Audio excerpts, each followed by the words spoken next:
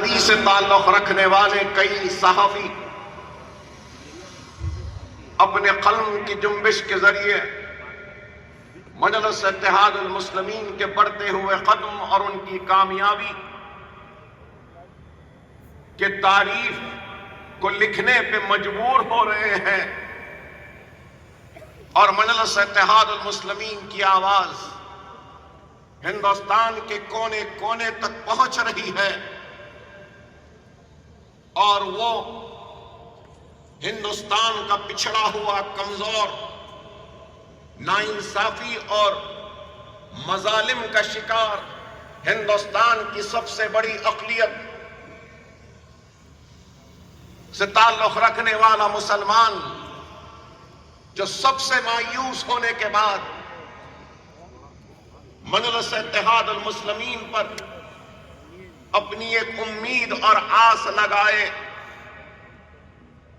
دیکھ رہا ہے، ان مسلمانوں تک بھی یہ کہنا چاہوں گا، اور یہاں پر اس سہ نشین پر بیٹھے ہوئے 9 منتخب اراکین بلدیہ مختلف ریاستوں کے صدور سے کہوں گا کہ وہ قوم جو اپنے ماضی کو بھلا دیتی ہے، وہ مستقبل میں کبھی کامیاب نہیں ہوتی۔ مجلس اتحاد المسلمین کی 68 سالہ تاریخ کا جشن ہم جو منانے کے لیے آج یہاں پر جمع ہے، تو ان کے لیے یہ وہ لازم و ضروری ہے کہ وہ اپنی جماعت کے تاریخ سے بھی واقف ہوں۔ مجلس اتحاد المسلمین یوں ہی راتوں رات نہیں بنی۔ مجلس اتحاد المسلمین کہ یہ اسٹیج جو آج سجے سجائے اتنے لوگوں کے ساتھ میں دکھائی دے رہے ہیں، یہ کوئی راتوں رات یا کوئی مہینوں یا سال کی محنت نہیں، ارے ہماری تاریخ ہے۔ آج دنیا و ہندوستان اس بات کو دیکھ رہا ہے، اس بات کو جھیل رہا ہے، اور مصیبتوں کے ساتھ اپنی زندگی کو آگے بڑھا رہا ہے، کہیں حجاب کے نام پہ، تو کہیں بیف کے نام پہ، تو کہیں عزا کے نام پہ، تو کہیں لو جہاد کے نام پر تشدد کا شکار ہو رہا ہے۔ میں نے ابھی سنا مجھ سے بیشتر مقرر کو کہ مسلمانوں کی ٹوپیوں کو اچھالا گیا۔ ارے آج جو ظلم و ستم ہندوستان میں مسلمانوں کے ساتھ ہو رہا ہے، ہم سرزمین دکن سے تعلق رکھنے والے مسلمانوں نے آج سے قریب 80 سال پہلے ان ساری مصیبتوں، ان ساری پریشانیوں کو جھیلا ہے، اور یاد دلانا چاہتا ہوں، کئی پڑھے لکھے لوگ ہیں، مولانا ابوالکلام آزاد کے بارے میں سنا ہے، ان کے بارے میں پڑھا ہے۔ ارے یہ سرزمین دکن کہ مسلمانوں کے ساتھ اتنا ظلم ہوا تھا کہ مولانا ابوالکلام آزاد نے کہا تھا کہ سرزمین دکن کے مسلمانوں پہ جو ظلم ہوا ہے، یہ ایک ایسا ناسور ہے جس کو میں اپنی ساتھ اپنے خبر میں لے جاؤں۔ پنڈت سندر لال کی رپورٹ کو پڑھو کہ سرزمین دکن کا کوئی کنواں ایسا نہیں بچا تھا جو مسلمانوں کے خون سے سرخ نہیں ہوا تھا، لال نہیں ہوا تھا۔ بولیوں میں پانی کم تھا، مسلمانوں کی تیرتی ہوئی لاشیں تھیں۔ ہمارا تخت و تاج عجائب گھر کی زینت بن چکا تھا، ہمارے لہلاتے ہوئے کھیتیاں اجڑ چکی تھیں، ہماری ماں اور بہنوں کی عصمتیں لٹ رہی تھی، ہمارے سر کی ٹوپیوں کو انگلیوں پہ اچھالا جاتا تھا، ہمارے داڑھیوں کو کاٹا گیا، ہماری ماں اور بہنوں کی چھاتیوں کو کاٹا گیا۔ ایسے اس دور میں جہاں پہ 1.5 لاکھ کی تعداد میں مسلمانوں کا قتل عام ہوا تھا، 1.5 لاکھ، کوئی 5,000 10,000 25,000 نہیں، 1.5 لاکھ کی تعداد میں لٹنے والے غیور مسلمانوں نے سب کچھ لٹایا، اپنی عزت لٹائی، اپنی عصمت لٹائی، اپنا تخت لٹایا، اپنا تاج لٹایا، اپنے گھروں کو جلتا ہوا برداشت کیا۔ لیکن ان مسلمانوں نے اپنی دعاؤں سے اگر سجایا ہے تو اس مجلس اتحاد المسلمین کو سجایا۔ یہ مجلس یوں ہی نہیں بنی، مجلس اتحاد المسلمین کی تاریخ ہے۔ آپ بتاؤ کہ کوئی قوم 1.5 لاکھ کی تعداد میں کٹنے کے بعد اٹھ سکتی ہے کیا؟ لٹنے کے بعد اٹھ سکتی ہے کیا؟ تباہ ہونے کے بعد اٹھ سکتی ہے کیا؟ منصب چلا گیا، جاگیر چلے گئی، انعام چلا گیا، تخت چلا گیا، تاج چلا گیا، حکمرانی چلے گئی، اس کے بعد بھی ہم اٹھ کر کھڑے ہوئے۔ مجلس اتحاد المسلمین کے احیاء کا دن ہے 2 مارچ، لیکن ہم آج احیاء مجلس کا جشن منا رہے ہیں آگے بڑھا کر۔ اس کی وجہ یہ ہے کہ 2 مارچ کو رمضان کا مہینہ ہوگا اور ہم اپنے اس جشن کے حصے میں آپ کی کامیابی کو بھی شامل کرنا چاہتے تھے، اس لیے ہم نے یہ تقریب، اس جشن، اس جلسے کا اہتمام کیا۔ مجلس اتحاد المسلمین کا جب احیاء ہوا 2 مارچ کو، تو حیدرآباد کی تاریخ میں اتنا بڑا جلسہ نہیں ہوا جو 2 مارچ کو پسل منڈے کے علاقے میں مجلس اتحاد المسلمین کے مرحوم صدر مولانا عبد الواحد اویسی، جنہوں نے مجلس کا احیاء کیا تھا، اپنے باغ میں جلسہ کیا۔ اور آپ کو سن کے حیرت ہوگی کہ لوگ اپنے ساتھ اپنی چادر لے کر آئے، کوئی شطرنجی لے کے آیا، کوئی پانی لے کر آیا، کوئی جھاڑو لے کر آیا، اور وہاں پہ لوگ جمع ہوئے اور مجلس اتحاد المسلمین کے احیاء کا اعلان ہوا۔ مجلس اتحاد المسلمین کے عاملہ ہوتی ہے، ایگزیکٹو باڈی ہوتی ہے، لیکن حکومت کے پریشر اور حکومت کے دباؤ میں مجلس کے جو عاملہ تھے اور مجلس کے اراکین شورا ہوتے، اراکین شورا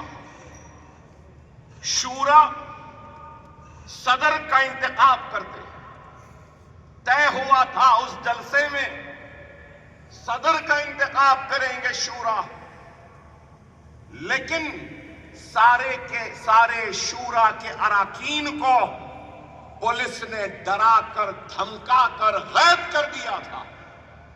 تو مولانا عبد الواحد اویسی ایڈوکیٹ علیہ رحمہ نے اس جلسے میں کہا کہ آج شورا نہیں ہے، میں عوام سے اور حیدرآباد کے مسلمانوں سے منظوری لینا چاہتا ہوں، کیا تم کو میری صدارت قبول ہے؟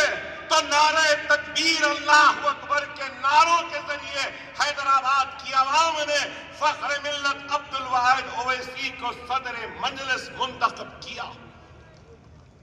وہاں سے شروع ہوا، جلسہ ہوا، لوگ چلے گئے،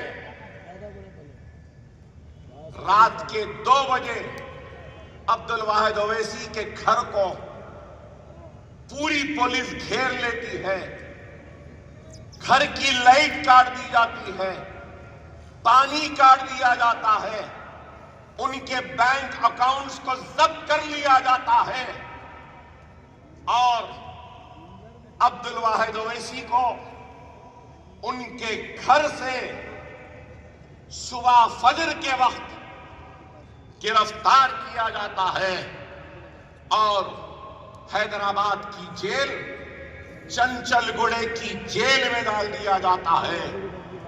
اور جیل میں، ارے میں بھی 5 مرتبہ جیل گیا، لیکن عبد الواحد اویسی جس جیل میں تھے، جس کمرے میں تھے، تو 5.5 فیٹ کا کمرہ تھا، ادھر سے بھی 3.5 فیٹ کا، اسی میں پیشاب، اسی میں اجابت، اسی میں نہانا دھونا، اسی میں سونا۔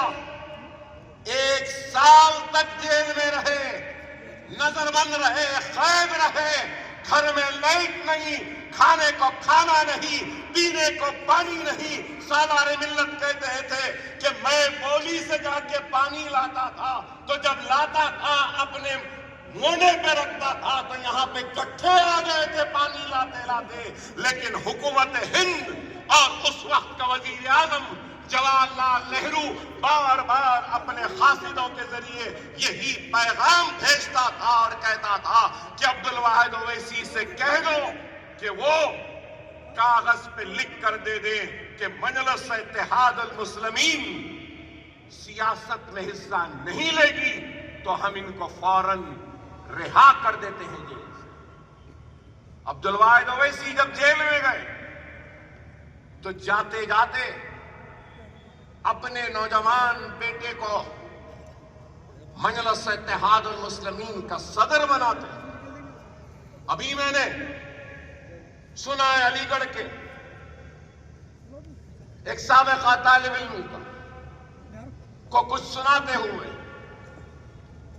سالار ملت سلطان صلاح الدین اویسی صاحب اپنی وکالت کے کورس میں علی گڑھ میں داخلہ لے کر علی گڑھ روانہ ہو رہے تھے۔ باپ گرفتار ہوئے تو باپ نے اپنے نوجوان بیٹے کو مجلس کا صدر کارگزار بنا کر جیل میں گئے تو اس بیٹے کا علی گڑھ کو جانا بھی ختم ہو گیا اور وہ اپنے باپ کی دی ہوئی ذمہ داری کو نبھانے کے لیے نکل گیا۔ یہ تاریخ ہے مجلس کی، یہ تاریخ ہے مجلس کی۔ اور جب مجلس کے مرحوم صدر مولوی عبد الواحد اویسی مشہور وکیل تھے حیدرآباد کے، محمد علی جناح کے خلاف بھی مقدمہ لڑا تھا، اور الحمدللہ حیدرآباد کی تاریخ ہے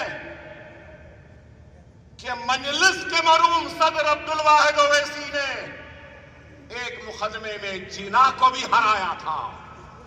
تو نظام دکن نے اپنے پٹ پہ ایسے مار کے کہا کہ ہاں میری ریاست میں بھی ہے جو جناح کو شکست دے سکے۔ ہم اس جماعت کے مرحوم صدر کی بات کر رہے ہیں جس کی وکالت اتنے عروج پر تھی کہ حیدرآباد کے کورٹ میں لوگ کہتے تھے کہ چڑ بھی اویسی صاحب کی پٹ بھی اویسی صاحب۔ یہ عالم تھا، وہاں سے شروع ہوا۔ 1 سال تک جیل میں کڑاکے کی سردی کو برداشت کیا، برستے ہوئے بادل کے تھپیڑوں کو برداشت کیا، تو چلچلاتی ہوئی گرمی کی تپش کو برداشت کیا، اور بار بار نہرو کے قاصد آتے، کاغذ دیتے اور کہتے کہ دستخط کر دو، لکھ دو اور کہہ دو کہ تم سیاست میں حصہ نہیں لیں گے۔ تو عبد الواحد اویسی نے کہا تم مجھے 11 مہینے کیا 11 سال جیل میں رکھ لو، لیکن میں میرے قوم کو، مسلمانوں کو زندہ لاش بننے نہیں دوں گا۔ مجلس سیاست میں حصہ لے گی، ضرور لے گی اور برابر لے گی۔ وہ عزم تھا، وہ حوصلہ تھا، وہ جنون تھا، وہ ایمان تھا کہ آج آپ کو، ہم کو مجلس اتحاد المسلمین نصیب ہوئی۔ وہ حوصلہ، وہ جنون تھا، وہ ایمان تھا کہ آج ہم کو بیرسٹر اسد الدین اویسی کی شکل میں ایک بے باک قیادت نصیب ہوئی۔ اگر وہ جوش، وہ جذبہ، وہ جنون، وہ ایمان، وہ اخلاص، وہ جذبہ نہ ہوتا تو آج یہ دن نہ ہوتا۔ جیل سے رہا ہوئے، جیل سے رہا ہونے کے بعد جب مجلس کے جلسے شروع ہوئے، سنو سننے والوں، مجلس کے جلسے میں کوئی لائٹ بھی نہیں دیتا تھا۔ مجلس کے جلسوں میں کوئی اسٹیج پہ بیٹھنے کو بھی تیار نہیں ہوتا تھا۔ کیوں؟ کہ آپریشن پولو اور پولیس سیکشن کے بعد میں مسلمانوں کے سروں پر صرف خوف اور مایوسی کے بادل منڈلا رہے تھے۔ باپ تقریر کرتا تو بیٹا سامعین میں بیٹھتا، بیٹا تقریر کرتا تو باپ سامعین میں بیٹھتے۔ لوگ اپنے گھروں کے ونڈوز، کھڑکیاں اور تنبیوں میں سے جھانک کر دیکھتے، لیکن ہمت نہیں جتا پاتے کہ نکل کر آئے اور جلسے میں بیٹھے۔ یہ عالم تھا۔ ارے یہ دارالسلام جہاں آپ اور ہم بیٹھے ہیں، یہ دارالسلام کب ملا؟ 1975 میں ملا، 1970s میں ملا۔ 1975 میں فخر ملت کا انتقال ہوا۔ ہمارا دفتر بھی نہیں تھا، بیٹھنے کو ایک کرسی بھی نہیں تھی، ٹوٹا قلم اور ایک کاغذ کا ٹکڑا بھی ہمارے پاس نہیں تھا، لیکن عزم تھا، ہمت تھی، جنون تھا، ارادہ تھا، اخلاص تھا، ایک نیک نیتی کے ساتھ اپنی قوم کے دلوں میں رہنے والی اس مایوسی کو دور کرنے کا ارادہ تھا۔ اور اللہ سبحانہ و تعالیٰ نے مدد کی، مجلس قائم ہوئی، مجلس انتخابات میں حصہ لی، بلدی انتخابات لڑی۔ آپ لوگ کارپوریٹر ہیں یہاں پر، آپ کو کہنا چاہتا ہوں، سب سے پہلا انتخاب مجلس نے بلدیہ کا ہی لڑا تھا، اور سالار ملت الحاج سلطان صلاح الدین اویسی صاحب سب سے پہلے کارپوریٹر ہی بنے، کارپوریٹر بنے، ایم ایل اے بنے۔ ایک حلقے سے ایم ایل اے جیتے تو وہ حلقہ چھوڑے دوسرے سے لڑے، دوسرے سے جیتے تو دو چھوڑے تیسرے سے لڑے، تیسرا چھوڑے چوتھے سے لڑے۔ ارے آج 7 ایم ایل اے ہیں مجلس کے تلنگانہ کی اسمبلی میں۔ ارے یہ سالار ملت کی قربانیوں کا، ان کے جوتیوں کا طوفان ہے کہ ہمیں ایم ایل اے بن کر آئے۔ اللہ فخر ملت علیہ رحمہ کی خبر کو نور سے بھر دے، اللہ سالار ملت کی خبر کو نور سے بھر دے۔ وہ غریب غیور مسلمان جس نے سالار کا اور فخر ملت کا ساتھ دیا، جو آج اس دنیا میں نہیں ہے، اللہ تو ان سب کے خبروں کو نور سے بھر دے، ان سب کو جنت میں اعلیٰ مقام عطا فرمائے۔ جس میں احمد پاشا خادری صاحب جو ہمارے معتمد ہیں، وہ بھی، میں نے پڑھا ان کو، ان کے بارے میں انٹرویو دیکھا کہ عبد الواحد اویسی، سلطان صلاح الدین اویسی وہ اسد الدین اویسی، وہ اکبر الدین اویسی، 3 نسل کو دیکھا، نہیں معاف کرنا، ہمارے بعد کی ہمارے بچوں کو بھی احمد پاشا قادری نے 4 نسلوں کو دیکھا ہے۔ اللہ ان کی خبر کو نور سے بھر دے۔ ارے ہم 15 برس 20 برس تک اس دارالسلام کا مقدمہ لڑے، گورنمنٹ آف انڈیا کے خلاف، گورنمنٹ آف انڈیا کے خلاف۔ فائر بریگیڈ کا آفس تھا یہاں پہ، مقدمہ لڑے۔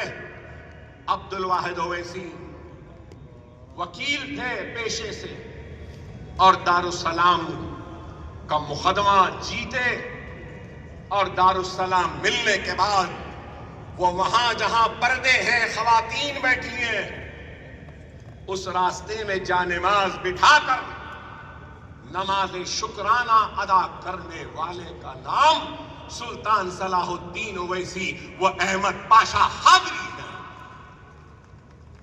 یہ لوگ تھے۔ دارالسلام ملا تو یہاں آپ کے پیچھے کچھ ملگیاں بنائے تھے، اس کو کرائے پہ دیا۔ دارالسلام کا احیا ہوا تو میں بتانا چاہتا ہوں آپ کو، سنو میری بات کو، مجلس کا جب احیا ہوا تو فخر ملت نے کچھ نعرے دیے تھے۔ سب سے پہلا نعرہ کیا تھا؟ سب سے پہلا نعرہ یہ تھا کہ مجلس اتحاد المسلمین سیاست میں تابع دستور ہو کر اپنی جدوجہد کو کرے گی۔ دستور کے تابع بنایا جماعت کو، ہندوستان کے دستور کے تابع لایا، اور اس کے بعد سب سے پہلا نعرہ دیا تو یہ نعرہ دیا کہ کلمے کی بنیاد پر ہم مسلمانوں کو منظم کریں گے، متحد کریں گے۔ سب سے پہلا نعرہ۔ دوسرا نعرہ، مسلمانوں کی تعلیمی پسماندگی کو دور کریں۔ تیسرا نعرہ، مسلمانوں کی کمزور معیشت کو مستحکم کریں گے۔ اور چوتھا نعرہ کہ مجلس سیاست میں حصہ لے۔ ہم نے یہ نہیں کہا کہ ہم سیاست میں حصہ لیں گے، اور آج آپ اور ہم جس دارالسلام میں کھڑے ہیں، بے شک یہ مجلس اتحاد المسلمین کا، کل ہند مجلس اتحاد المسلمین کا صدر دفتر ہے، وہاں پہ سیاسی جماعت کا دفتر ہے، لیکن یہ صرف سیاست کا مرکز یا دفتر نہیں، بلکہ مسلمانوں کے تعلیمی درسگاہوں کا بھی مرکز ہے۔ ایک جگہ سیاسی دفتر ہے تو یہ بلڈنگ کالج آف آرکیٹیکچر کی ہے، یہ بلڈنگ کالج آف فارمیسی کی ہے، B pharma M pharm pharma D کی ہے، اور اس کے بازو ایم بی اے کی ہے، اس کے بازو ایم سی اے کی ہے، اور پھر ہاسپٹل مینجمنٹ کا ہے، اور وہاں پر جو بڑی عمارت ہے وہ college of engineering and technology کا ہے مرکز۔ تعلیمی درسگاہ کا مرکز بنایا، دارالسلام کو حاصل کیا، تو سب سے پہلے کیا کیا ہم نے معلوم آپ کو؟ وہ وہاں، وہ سامنے، وہ سفید عمارت دکھ رہی ہے، وہ اس عمارت میں ایک سکول کا آغاز کیا تھا عبد الواحد اویسی نے۔ وہاں پر، وہاں سکول، اور اس سکول کی پرنسپل کون تھی معلوم آپ کو؟ آپ کو سن کے آپ شاید ہنسیں گے۔ آپ لوگوں نے مشہور اداکارہ کا نام سنا ہوگا، فراناز و تبسم تبو کا۔ ہاں، فراناز و تبو تبسم کبھی اسی دارالسلام میں کھیلا کرتی تھی، کودتی تھی۔ ان کی والدہ وہ اسکول کی پرنسپل ہوا کرتی تھی، نانی ان کی نانی۔ تو مجلس نے یہ کام کیا، وہاں پہ اسکول، اور یہاں پہ ابھی ہم نے تھوڑے دن پہلے ایک بلڈنگ مخدوش ہو گئی تھی، اس کو گرایا۔ وہاں پہ ITI کا سینٹر ہم نے بنایا، انڈسٹریل ٹریننگ انسٹیٹیوٹ تھا وہاں پہ۔ اور آج ہمارا یہ دفتر، یہ تعلیمی ادارے، اگر وقت ہے تو جا کر دیکھو اویسی ہاسپٹل کے حسن کو، اویسی ہاسپٹل کی بلندی کو، اویسی ہاسپٹل کے انفراسٹرکچر کو، اس کے ایکوپمنٹ کو۔ 1200 بستر کا دواخانہ آج مجلس اتحاد المسلمین کا، میڈیکل کالج ہے، پوسٹ گریجویٹ سٹڈیز ہے، سپر اسپیشلٹیز ہے، اور پھر ایک نہیں ایک اور دواخانہ ہے چار مینار کے دامن میں، 2000 بستر کا دواخانہ ہے، اسرا ہاسپٹل۔ روزانہ صرف OPs جو ہے وہ 4500 کا آؤٹ پیشنٹ ہے ہمارے دونوں دواخانوں میں۔ نارمل ڈیلیوری فری، کیٹریکٹ کا operation free, with lens with specs, اور جنرل وارڈ فری ہے 3 ٹائم کے کھانے کے ساتھ۔ ارے بتاؤ، جس جماعت کے پاس ایک کاغذ کا ٹکڑا اور ٹوٹا قلم نہیں تھا، وہ جماعت کے پاس آج کروڑوں کے اثاثے ہیں، تو ان اثاثوں کا مالک اسد الدین اویسی، اکبر الدین اویسی نہیں ہے، یہ اثاثوں کا مالک مسلمان ہے، اور آپ ہیں، اور آپ کی امانت ہے۔ ان امانت کی حفاظت کرنے والے چپراسیوں، وہ چوکیداروں، وہ محافظوں کا نام اسد الدین اور اکبر الدین اویسی۔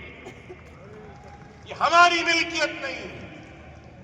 فخر ملت کے بعد سالار کو نہیں ملا، سالار کے بعد اسد الدین اویسی، اکبر الدین اویسی کو نہیں ملا، اسد الدین اویسی، اکبر الدین اویسی کے بعد بھی ہماری اولاد کو نہیں ملے گا۔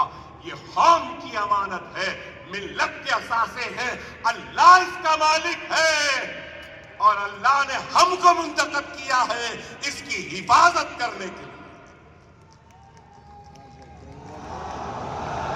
مالک آپ ہیں، مالک آپ ہیں۔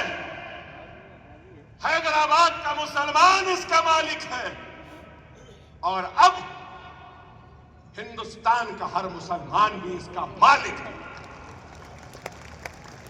مہاراشٹر کا مسلمان بھی مالک ہے، اتر پردیش کا مسلمان بھی مالک ہے، دلی کا مسلمان بھی ہے۔ یہ تمہاری ملکیت ہے، یہ تمہاری امانت ہے، جس کی حفاظت ہم کر رہے ہیں۔ جب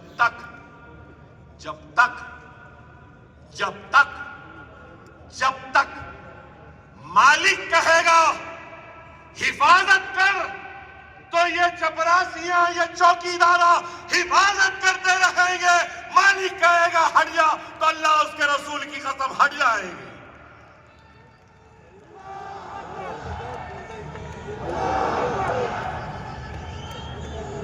یہ آپ کی امانت ہے۔ میں نام لینا نہیں چاہتا، اب نہیں ہے دنیا میں۔ کشمیر کے بہت بڑے مذہبی رہنما، وہ لیڈر اسد صاحب جب لندن میں تھے، بیرسٹری پڑھ رہے تھے، میں اپنے والد کے ساتھ رہتا، وہ دارالسلام کو آئے انہی سیڑھیوں پر، وہاں پہ سیڑھیاں ہیں، سالار نے مجھ سے کہا میاں لے جاؤ ان کو اویسی ہاسپٹل بتاؤ، ان کو اسرا بتاؤ، ان کو یہ کالجز بتاؤ، میریٹوریس اسٹوڈنٹ سے ملاقات کرواؤ، ہمارے ایکوپمنٹ بتاؤ، ہمارا ٹریٹمنٹ کیسا آ رہا بتاؤ۔ سب دیکھے صبح سے دوپہر تک، 1:30 بجے دارالسلام آئے، سالار سے ملاقات ہوئی، مل لیے، مل کر جا رہے تھے تو مجھے آج بھی یاد ہے، میں نوجوان تھا، بہت نوجوانی تھی، جوش تھا، جنون تھا، عجیب غصہ تھا، اس سیڑھیوں سے اتر رہا تھا تو انہوں نے مجھ سے پوچھا، کشمیر کے تھے، انہوں نے کہا اکبر صاحب میں آپ سے یہ پوچھنا چاہتا ہوں کہ ہندوستان کے آزادی کے بعد مسائل مصیبتوں کے شکار ہندوستان کے 2 حصے کے لوگ ہوئے، ایک کشمیر، دوسرا حیدرآباد۔ کشمیر میں ہم آج بھی جوجھ رہے ہیں، ہم آج بھی تباہ ہیں، برباد ہیں، ہم حق سے محروم ہیں، ہمارا کوئی پوچھنے والا نہیں۔ یہ سیڑھیوں سے اترتے ہوئے پوچھا تو میں نے ان سے کہا معاف کرنا، دیکھیے میں سیدھی سیدھی کھری بات کرنے کا عادی ہوں، شاید میری بات بری دکھے گی آپ کو۔ تو بہت بڑے عالم دین تھے، انہوں نے کہا نہیں اکبر صاحب آپ بولو، میں سننا چاہتا ہوں، بولو میں سننا چاہتا ہوں۔ تو میں نے ان سے کہا سنیے میں سناتا ہوں، یہی دارالسلام کی سیڑھیاں تھیں۔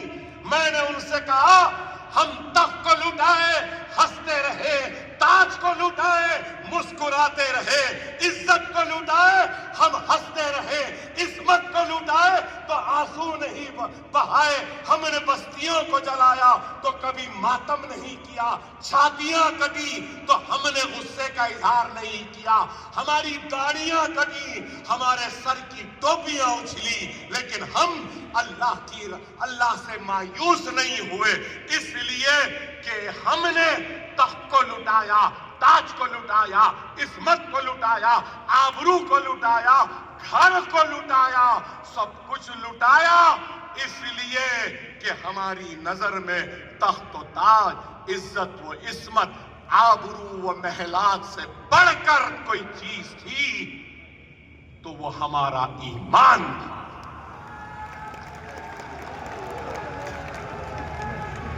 ہم نے تخت لٹایا، ایمان کو بچایا، تاج لٹایا، ایمان کو بچایا، عصمت کو لٹایا، ایمان کو بچایا، آبرو کو لٹایا، ایمان کو بچایا، چھاتیوں کو کٹوا دیا، ایمان کو بچایا، داڑیوں کو کٹتا ہوا دیکھا، ہم نے ایمان کو بچا لیا، منصب کو جاتے ہوئے دیکھا، ایمان کو بچا لیا۔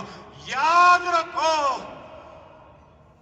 ان قربانیوں کے بعد میں ایمان سے بنی جماعت کا نام مجلس اتحاد المسلمین ہے یہاں بیٹھے بڑے بڑے لوگوں، ایمان کی امانت تمہارے حوالے ہے، ایمان کی امانت تمہارے حوالے ہے، اس ایمان کی حفاظت کرو۔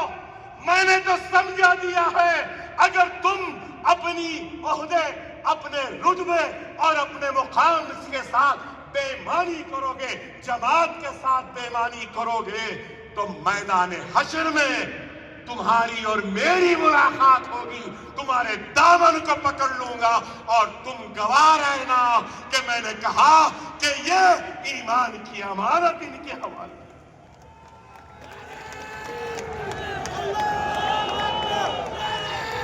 خدا را سمجھ لو، یہ منصب، یہ عہدہ، یہ کرسی اللہ کی بہت بڑی دین ہے۔ اس دین کی قدر کرو، جماعت سے وفاداری کرو۔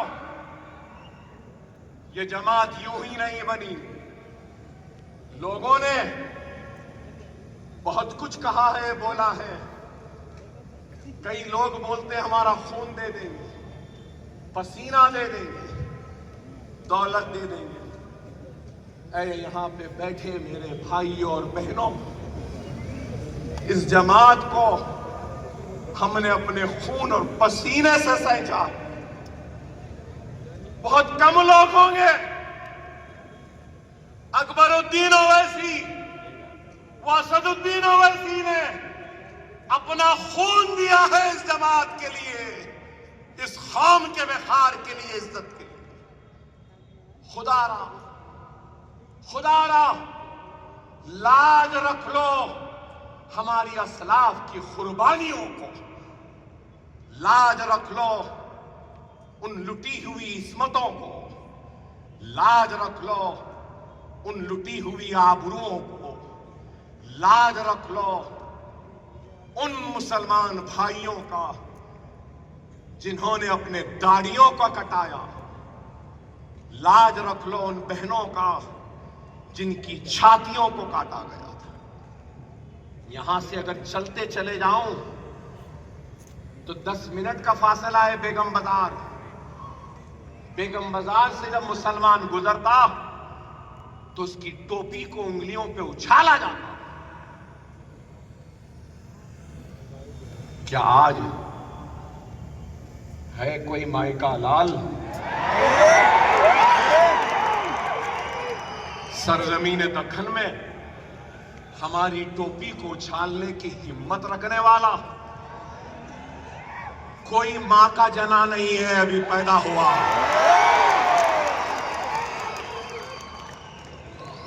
کیونکہ ہمارا ایمان زندہ ہے، ہمارا اتحاد زندہ ہے، ہماری جماعت زندہ ہے، ہمارا صدر زندہ ہے، ہمارے یہ کارپوریٹر زندہ ہے۔ ان کا جذبہ، ان کی ہمت، ان کا خلوص، ان کا ایمان، کوئی ماں کے جنے کو اتنی ہمت نہیں کہ وہ ہماری ٹوپیوں کو اچھالے۔ خدا را سمجھو میری اس بات کو، وقت بڑا نازک ہے۔ وقت کی نزاکت پہ تو بات نہیں کروں گا، ہر کوئی جانتا ہے صدر صاحب کہیں گے، مگر میں صرف